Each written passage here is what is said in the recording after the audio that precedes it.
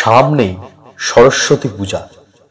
এবছর 2রা এবং 3রা ফেব্রুয়ারি দুদিনেই পড়েছে সরস্বতী পূজা। মা সরস্বতী বিদ্যার দেবী। সরস্বতী পূজাকে বসন্ত পঞ্চমীও বলা হয়ে থাকে, কেননা এই দিন থেকেই বসন্ত ঋতুর সূচনা হয়। বিদ্যা, বুদ্ধি সমস্ত কিছু নির্ভর করে মা সরস্বতীর উপর।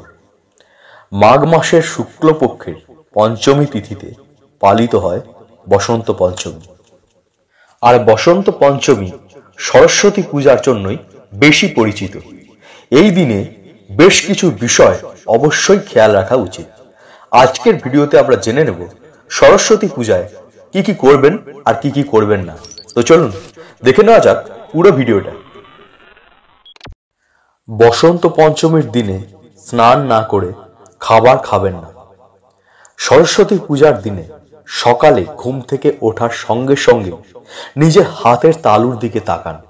এরপর স্নান করে মা সরস্বতীকে প্রণাম করুন। সরস্বতী পূজার দিন ভুল করেও গাঢ় রঙের পোশাক পরবেন না। হলুদ এবং সাদা পোশাক পরার চেষ্টা করুন।